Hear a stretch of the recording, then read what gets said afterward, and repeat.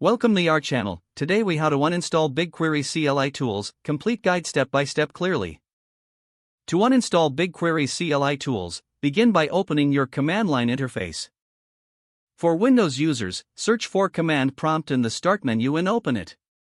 For macOS users, search for terminal using Spotlight or find it in applications under utilities.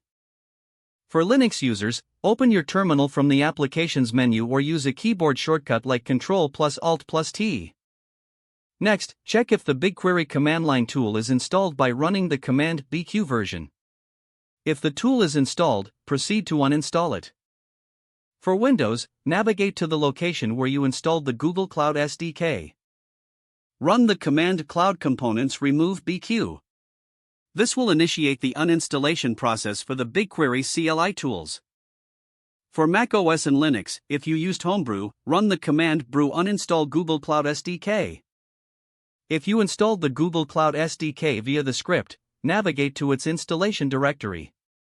Execute the command /Google Cloud SDK /bin /cloud components remove BQ. After the uninstallation completes, confirm removal by running BQ version again. If it returns an error or indicates that the command is not found, the uninstallation was successful.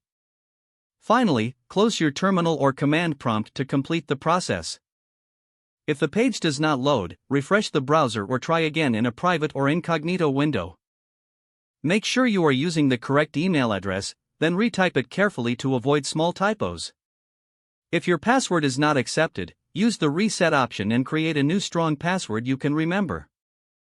Check your spam folder for verification or security emails, then complete any requested confirmation steps. Enable two-factor authentication if available to improve account security and reduce unauthorized access risk. After signing in, review your profile details so your contact information and settings are accurate and current. If you see an error message, note it down and try again after restarting your device and internet connection. Log out when you finish, especially on shared devices, to keep your account and payment information secure.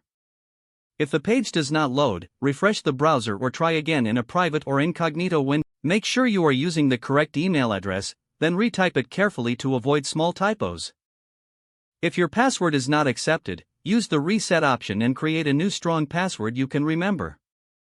Check your spam folder for verification or security emails, then complete any requested confirmation step. Enable two-factor authentication if available to improve account security and reduce unauthorized access risk.